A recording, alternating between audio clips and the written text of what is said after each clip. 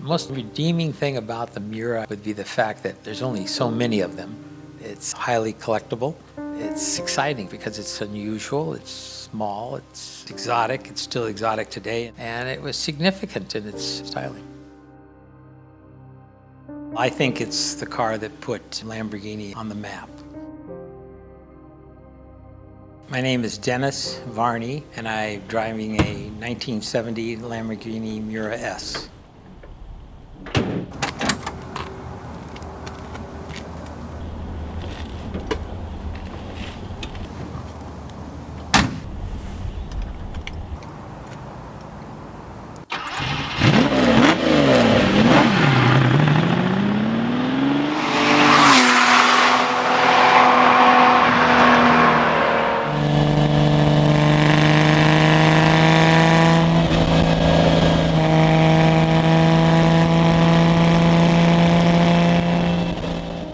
Lamborghini owner at the time was a tractor builder and an industrialist in Italy, and he decided that he wanted a supercar. So he went to Ferrari, and Enzo said, "We can't build you a special car. We have special cars, and you can have one of mine." He wasn't excited about that, so he went out and built his own car.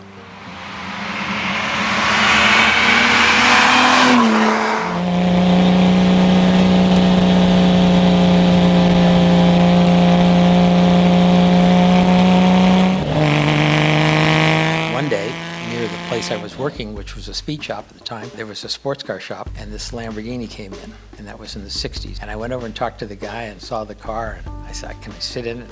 Could I get a little ride in it?" And we went maybe an eighth of a mile, if we went that far. And I looked in the back, I saw the car mirrors, I heard the noise, and I went, "Oh my God." And these things were $19,000 new in those days. And I had just bought a house with my wife for $11,000 in 1966. And I said, "I'll never be able to own one of these." So when I could afford it, I found this car, and it was somewhere in the Paso Robles area. And I bought the car and I drove it home. And it was fantastic. And I've owned it since 1979 and love the car. Never will sell it. It's just a beautiful, exciting automobile.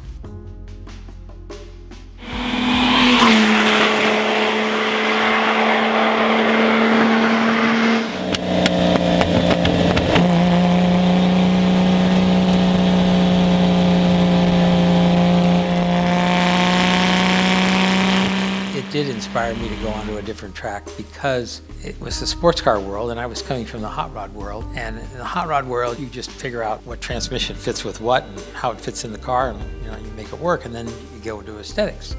Well, when the Miura came about and I saw it, here was this stylish thing with an exotic motor in it, sideways in the back seat. It's an Italian hot rod. I went, whoa. And then that opened my eyes to all these other sports cars that I didn't even care about. And then I start looking at the race cars and carrying myself off into different areas.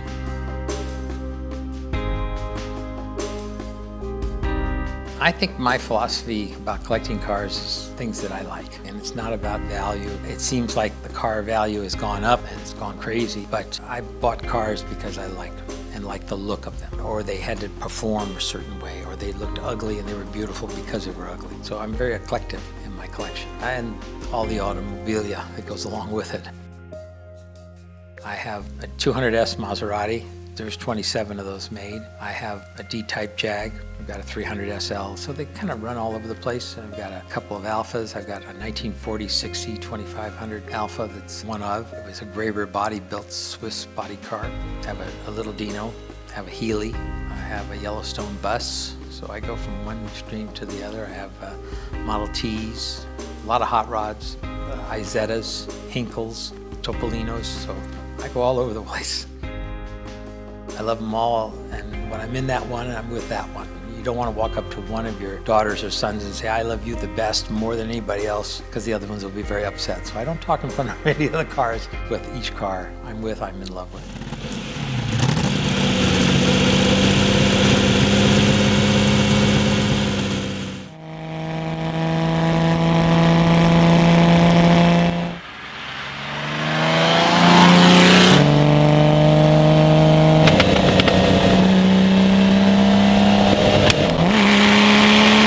I look at these cars that I own as pieces of art. They're just moving art.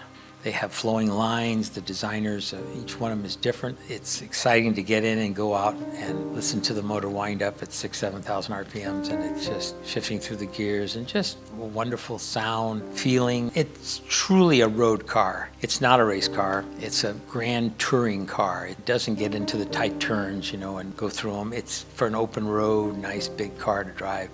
You don't need a radio in it, you just listen to the motor. You look out the rear window and you see the carburetors, that's all you see. And you look through the louvers and you can see a little bit out the back to see if there's a car coming, but you're looking forward anyway, so it doesn't matter who's behind you. But you look at the carburetors and you got this big window in the front, you're sitting down like in a movie theater looking at the road.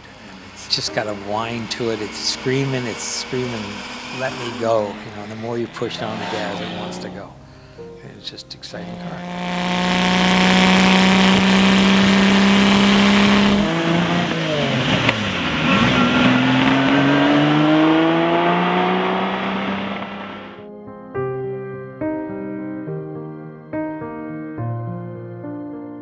I drink, eat, sleep cars.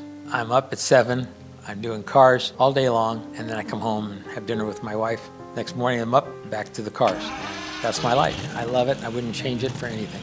I hope I get to stay around a long time and play with all my toys, and then when I go, somebody else will have them.